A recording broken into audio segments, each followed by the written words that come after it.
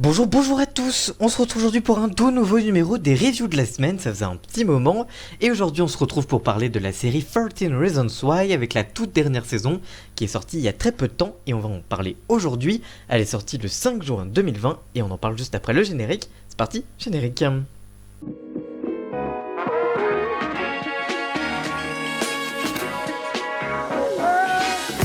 Côté synopsis, cette quatrième saison raconte toujours la vie du lycée de Liberty High School qui se prépare à la remise des diplômes, mais bien sûr avant de pouvoir se dire au revoir et dire au revoir à leur école, ils devront garder un secret dangereusement enfoui et faire face à des choix déchirants qui peuvent avoir un impact sur leur avenir pour toujours. Du côté de l'information sur cette série dramatique a été réalisée par Brian Yorkey. Au casting, on retrouve notamment Dylan Minnette qui est le personnage principal avec Clay. Il y a aussi Grace Staff ou encore Christian Navarro.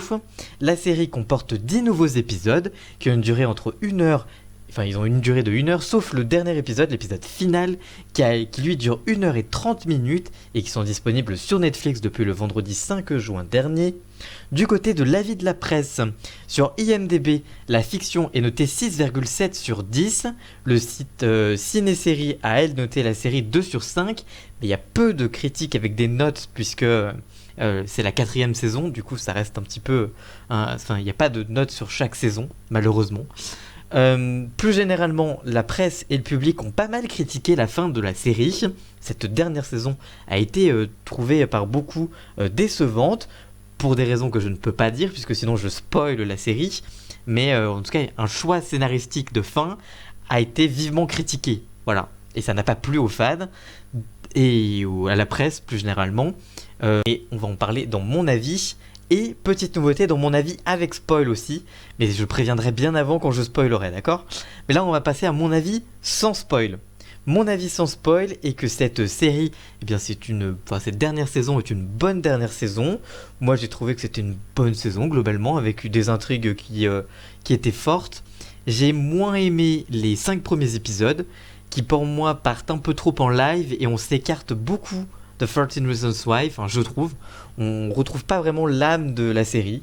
Moi je la trouve personnellement un peu... Enfin voilà, je trouve qu'on perd avec des côtés un peu fantastiques par moment, qui moi me plaisent moyen quand on part sur une histoire réaliste entre guillemets, où on parle de harcèlement. Je m'attends à avoir une série réaliste jusqu'au bout. Et en fait, parfois, alors même si c'est très justifié par le scénario, hein, attention, je trouve que on perd un peu le côté 13 Reasons Why sur les 5 premiers épisodes et on les retrouve énormément dans les 5 derniers. Je trouve que là on retrouve l'esprit 13 Reasons Why, donc j'ai adoré la fin de la dernière saison. Je trouve moi au contraire que le choix vivement critiqué par les fans et par la presse, moi j'ai bien aimé ce choix honnêtement. J'aurais difficilement vu autre fin que celle-ci. Donc moi je suis content, enfin voilà, la série ne m'a pas déplu sur la fin, contrairement à beaucoup apparemment, mais j'ai l'habitude d'avoir des choix différents des autres, mais moi j'ai bien aimé, même si c'est justifié par le scénario, je trouve qu'on s'y perd un peu, et c'est un peu ce qui ressort aussi dans l'avis de la presse, c'est que c'est une série, enfin cette dernière saison est un peu brouillonne, qui part un peu dans tous les sens, un peu en live, et c'est vrai, ça part un peu en live, et parfois on se demande si les épisodes n'ont pas été là un peu pour combler, et on se dit finalement... Est-ce qu'on n'aurait pas rajouté 1 ou 2 épisodes de plus à la 3e saison et on n'aurait pas peut-être mieux fait de se terminer là ?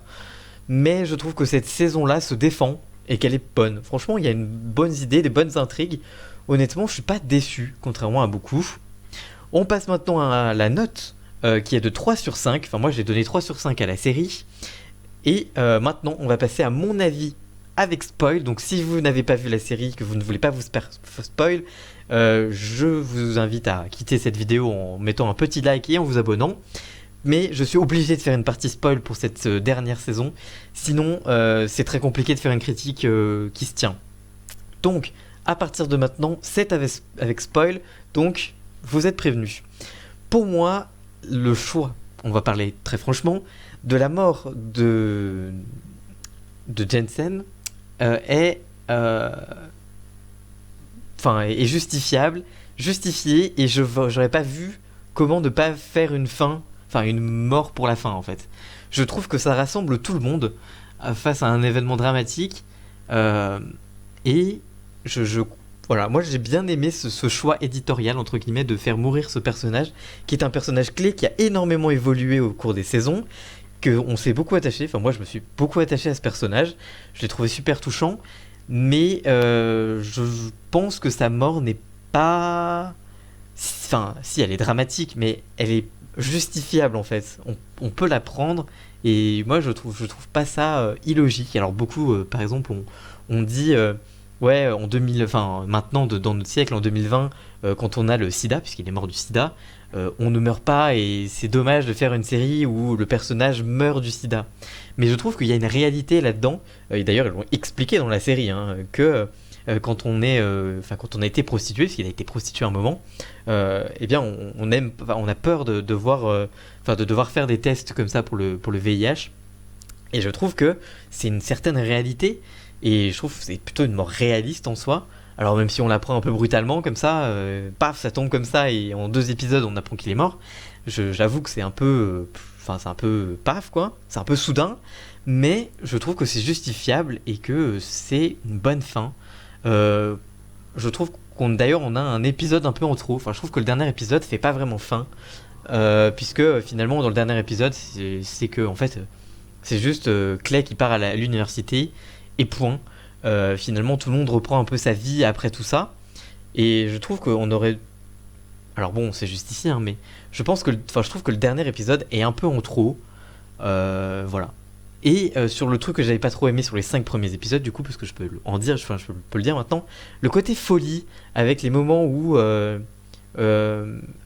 Pourquoi pas faire revenir les espèces de fantômes du passé euh, avec Bryce et tout qui revient. Ça, je trouve que c'est une bonne idée. Mais les faire partir dans des gros délires où par exemple, je me rappelle d'un moment où dans la forêt, Jessica, elle voit Bryce, et Bryce, entre guillemets, vomit des insectes. Pourquoi?